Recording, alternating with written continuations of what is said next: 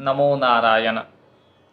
नमस्कार, मैं अर्नब और आप सबका स्वागत है मेरे YouTube channel think easy with Arnab पर। नवरात्रि और हमारे यहाँ ललिता महायाग आदि के क्रम के चलने के कारण कुछ दिनों से हम वीडियो अपलोड नहीं कर पा रहे थे। उसके लिए करजोड़ आप सबसे क्षमा याचना करते हैं और ये भी प्रार्थना करते हैं कि आगे आने वाले वीडियो पर आप लोग अपना समर्थन बनाए रखें। तो आज का जो विषय है वह है अक्षय तृतीया। आप सब जानते होंगे अक्षय तृतीया आने वाला है। 2024 के मई महीने के 10 तारीख को अक्षय तृतीया का पुण्यतिथि आया है। तो इस तिथि का क्या महिमा है, इस तिथि को क्यों मानना चाहिए, इस तिथि में क्या करना चाहिए, उसके विषय में हम लोग थोड़ा चर्चा करते हैं। तो देखिए, अक्षय तृतीया जो है वो वैशाख महीने के शुक्ल पक्ष के तृतीया को आता है, ठीक है। और इस तिथि को अक्षय तृतीया कहते हैं। इसके कारण है कि इसमें किए जाने वाले समस्त कर्म को अक्षय फल का प्राप्ति हो जाता है। आप कुछ पुण्य करेंगे तो वो अक्षय है, कुछ पाप करेंगे तो भी वो अक्षय है। तो इसीलिए इस तिथि को अक्षया तृतीया या अक्षय तृतीया कहा गया। अब इस तिथि का क्या क्या महिमा है, क्या क्या महत्व है, उसके ऊपर थोड़ा चर्चा करते हैं। इसी अक्षय तृतीया को भगवती गंगा ने धरती पर अवतरित हुए थे। स्वगर राज के जो पुत्र थे उनको कपिल मुनि ने भस्म कर दिया और फिर उनके मुक्ति के लिए बताया कि स्वर्ग में बहने वाले मंदाकिनी गंगा जी को अगर धरती पर लाया जाए तो उनका मुक्ति हो जाएगा। और इसके लिए सगर वंश के राजाओं ने कठिन तप किए और अंतिम में जाकर महाराज भागीरथ के तप से प्रसन्न होकर भगवती गंगा धरती पर अवतरित होने के लिए राजी हो गया। फिर शंकर भगवान को तुष्ट किया गया, क्योंकि गंगा जी का इतना प्रबल धार है, वो धरती पे आएगा तो धरती विनष्ट हो जाएगा। तो इसीलिए शंकर भगवान को तुष्ट किया भागीरथ जी ने, और फिर शंकर की कृपा से गंगा जी ने इसी अक्षय तृतीया को धरती पर अवतरित हुए। तो ये एक महिमा है। दूसरा महिमा है कि इसी अक्षय तृतीया के दिन सत्ययुग का प्रारंभ हुआ था। इसी अक्षय तृतीया से सत्ययुग आरंभ हुआ था। यह भी दूसरा। तीसरा यह है कि अक्षय तृतीया के दिन ही महाभारत का रचना का प्रारंभ हुआ था। महर्षि व्यास ने इसी अक्षय तृतीया को महाभारत का रचना प्रारंभ किए थे और गणपति जी ने उनके कहे मुताबिक लिखना चालू किया था। अब देखिए, इसी अक्षय तृतीया को एक और काम और एक विषय हुआ, वो है भगवान परशुराम का आविर्भाव हुआ। महर्षि जामदाग्नि एवं उनकी पत्नी रेणुका, रेणुका और जामदाग्नि के पुत्र के स्वरूप में भगवान विष्णु ने अपना 6ठ अवतार लिया, 6ठे अवतार। और कौन से अवतार है? वो है राम अवतार। राम माने कौन से राम? राम माने परशुराम। तो राम 3 है। भगवान विष्णु ने 3 बार राम रूप से अवतार लिया। एक बार परशुराम या जामदाग्नेय राम, दूसरा बार दशरथी राम, इनको हम राम के नाम से जानते हैं, और तीसरा है बलराम। तो यह 3 ही राम अवतार है भगवान के। तो इनमें से प्रथम राम अवतार अर्थात परशुराम का अवतार इसी दिन हुआ था, उनका आविर्भाव तिथि। और क्या है? इसी दिन शिव के तपस्या से, शिव की कृपा से कुबेर ने लक्ष्मी प्राप्त किया। कुबेर ने धनाधिपति हुआ इसी दिन से। तो इस दिन का बहुत ही महिमा है और इस दिन करने वाले समस्त कर्म भी अक्षय हो जाता है। इसी अक्षय तृतीया को कहा जाता है कि द्रौपदी का वस्त्र हरण हुआ था। अब आप कहेंगे अरे यह कौन सा महाकांड हो गया? नहीं, वस्त्र हरण का प्रयास दुर्योधन आदि ने किया, लेकिन जो अद्भुत विषय है वो है भगवान ने उनका लज्जा का निवारण किया। इतना वस्त्र, अक्षय वस्त्र भी मान ही लीजिए अक्षय है कि क्षय ही नहीं हो रहा है, उसका अंत नहीं है, खींचे जा रहा है, लेकिन अंत हो ही नहीं रहा है। ये अक्षय वस्त्र का प्राप्ति भी उसी दिन हुआ। और बाद में वनवास काल में द्रौपदी को एक अक्षय भांड मिला था, एक अक्षय पात्र मिला था, तो वो अक्षय पात्र भी उनको प्राप्त इसी अक्षय तृतीया के दिन हुआ था। तो इस तिथि का बहुत महत्व है। अब देखिए, अक्षय तृतीया को जो हमारा शास्त्र है उनके अनुसार, शास्त्रों के अनुसार ग्रीष्म ऋतु का प्रारंभ भी इसी दिन को माना जाता है। इसीलिए इस दिन से हरि मंदिर आदियों में चंदन यात्रा का शुभारंभ हो जाता है। और चंदन यात्रा क्या है ना, भगवान हरि को चंदन और कर्पूर का शीतल अनुलेपन किया जाता है। और इसका कथा हम लोगों को उत्कल खंड में भी मिलता है, जहां कहा गया कि भगवान जगन्नाथ जी ने राजा इंद्रधुम्न को आदेश किया कि देखो, ग्रीष्म का ऋतु है, हमको गर्मी लग रहा है, तो तुम इस अक्षय तृतीया से शुरू करके 21 दिन तक हमारे श्री अंगों पर चंदन और भीमसेन कर्पूर आदि का अनुलेपन करो। तो यह प्रथा तब चालू हो गया उधर उत्कल में। फिर बाद में हम लोगों को चैतन्य चैतामृत में भी एक कहानी मिलता है कि चैतन्य महाप्रभु जी का जो गुरुजी था, कौन था? वो था ईश्वरपुरी जी। अब उनका जो गुरुजी था वो था माधवेंद्र पुरी जी। तो ये माधवेंद्र पुरीपाद जी को स्वप्न मिला उनके इष्ट आराध्य देव गोपाल जी का। तो क्या स्वप्न मिला? स्वप्न मिला कि गोपाल जी उनको कह रहे हैं कि ग्रीष्म के कारण हमारे अंग जल रहे हैं, हमारे शरीर पर जलन हो रहा है, तो तुम एक काम करो, तुम मलयगिरी चंदन और कर्पूर का अनुलेपन करो हमारे शरीर पर। तो उनके आदेश अनुसार वृद्ध माधवेंद्र पुरीपाद ने वृंदावन से उत्कल का यात्रा किया। अब उत्कल में जाकर, पुरी में जाकर पंडाव से उन्होंने मलय चंदन और कर्पूर आदि को प्राप्त किए। और फिर उन्होंने वृंदावन की तरफ आने का प्रबंध किया। तब के दिन में तो ऐसा गाड़ी वाड़ी नहीं था, तो चल के आना होता था। तो उन्होंने आना शुरू कर दिया। तो आते आते उनको रेमुना के गोपीनाथ जी के मंदिर, तो वहाँ एक रात के लिए उन्होंने विश्राम के लिए रुका। तो जैसे उन्होंने रुका रात को, तो रात को उनको स्वप्न मिला फिर से। और उनका गोपाल उनको कहा, श्री माधवेंद्र, हमारा अंग तो शीतल हो गया, तुमने चंदन संग्रह किया, हमारा अंग शीतल हो गया। अब इसी चंदन और कर्पूर को पीस कर लेप बनाओ और ये जो रेमुना में जो गोपीनाथ का विग्रह है, इन्हीं के ऊपर लेपन करो। ये और हम पृथक नहीं है, ये हम ही है। तो इन दिन से रेमुना में गोपीनाथ जी का भी चंदन यात्रा शुरू हो गया। अब देखिए, जितने भी हरि मंदिर है, वृंदावन आदि के जितने भी हरि मंदिर है, सब में ही चंदन यात्रा मनाया जाता है। और वृंदावन में एक प्रथा है कि इसी दिन भगवान के चरण दर्शन भी होता है। ठीक है, भगवान के चरणों का दर्शन हो जाता है, और जिसके दर्शन मात्र से, इस दिन चरण दर्शन से चारों धाम का दर्शन का पुण्य प्राप्ति हो जाता है, ऐसा मान्यता है। और इधर द्वारकाधीश आदि को भी चंदन यात्रा होता है। और इसी अक्षय तृतीया को हमारा वज्र विशाल जी का और हमारा केदारनाथ जी का जो द्वार है, जो सर्दी के कारण बंद हो जाता है दिवाली के बाद, वो फिर वो पट खुल जाता है, कपाट खुल जाता है, और इसी दिन से उनका दर्शन और सेवा पुनः चालू हो जाता है। इतना तक दिवाली के बाद से और अक्षय तृतीया तक देवता लोग उनका सेवा करते हैं, इसीलिए मंदिर का पट बंद रहता है।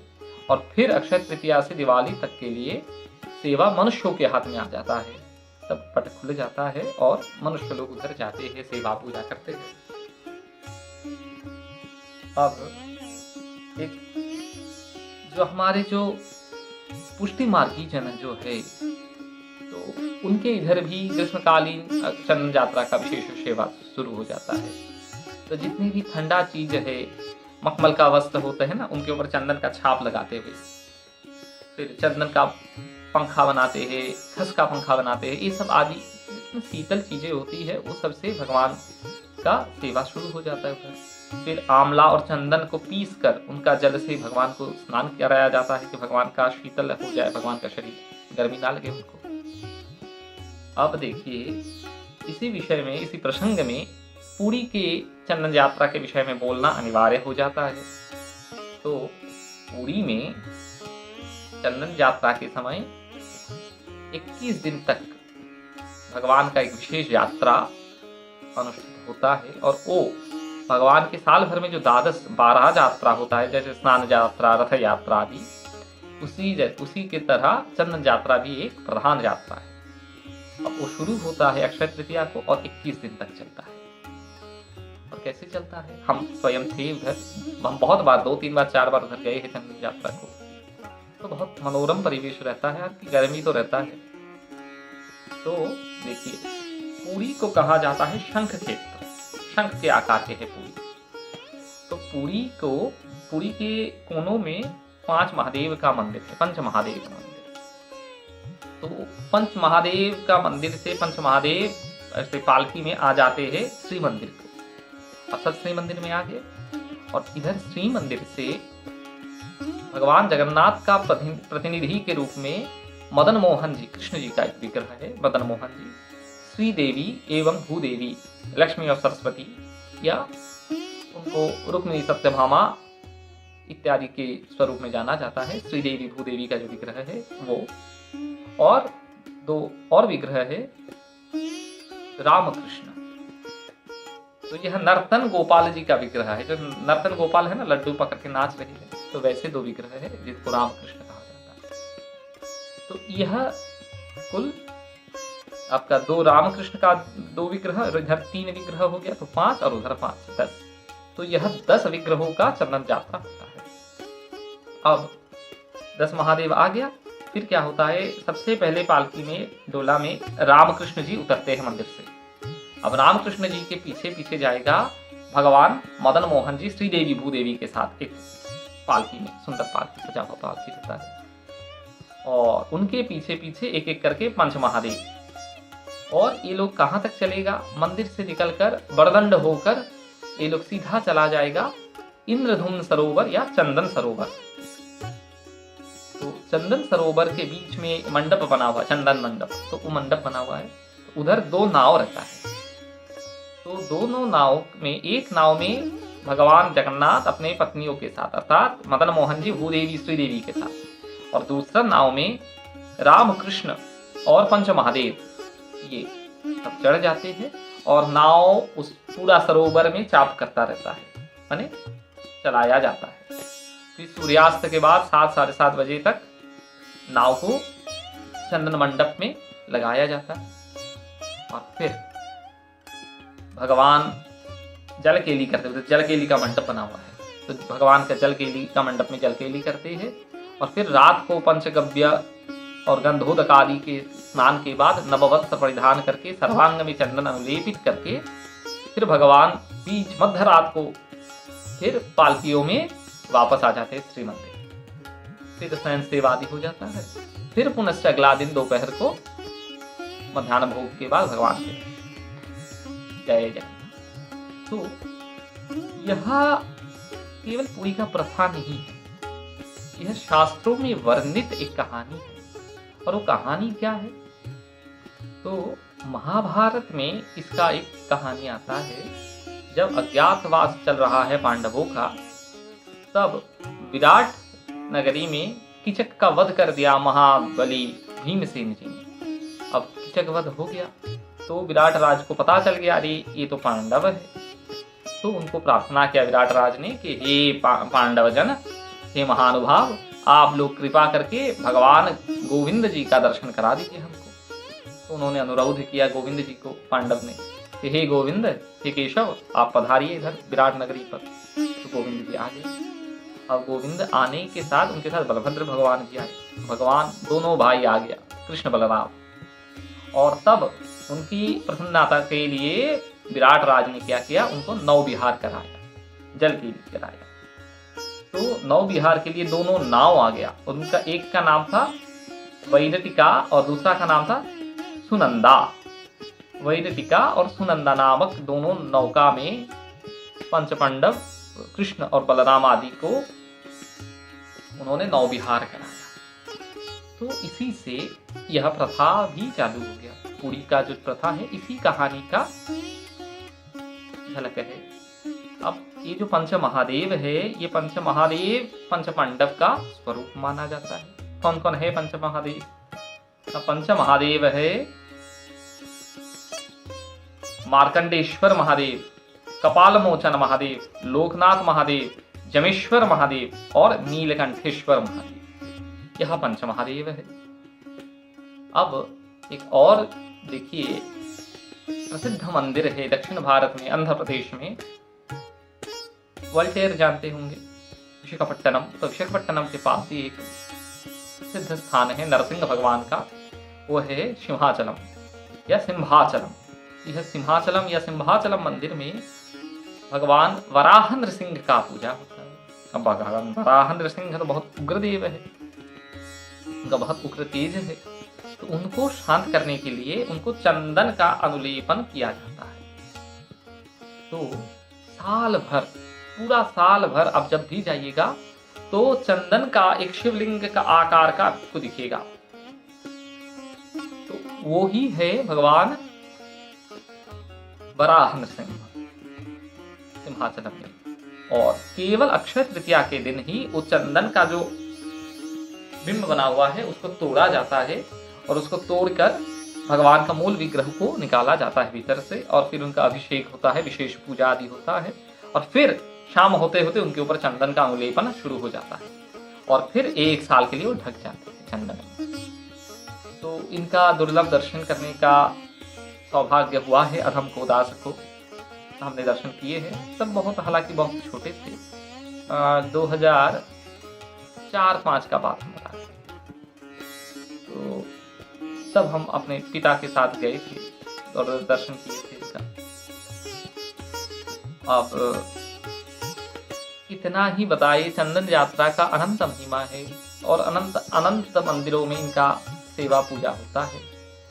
हर वैष्णव घर में भी भगवान का पट हो या फिर उनका छोटा गोपाल जी का विग्रह हो या कृष्ण जी का विग्रह हो, वहाँ भी हरि वैष्णव जो होता है तो वे भगवान के प्रीति के लिए चंदन अनुलेपन करते हैं। और ऐसा नहीं समझना चाहिए कि यह केवल भगवान हरि का ही उत्सव है।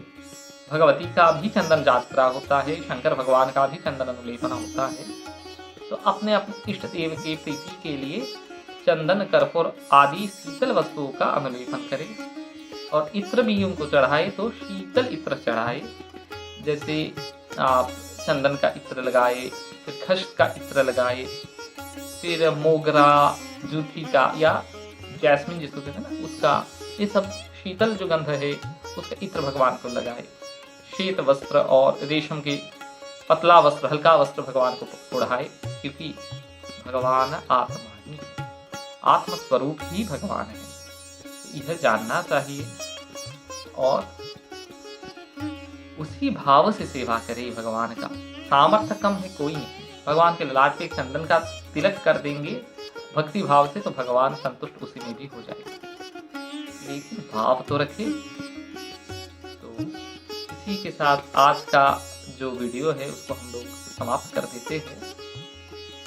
जल्द ही हम भगवती चंडिका के ऊपर एक वीडियो बनाने वाले हैं।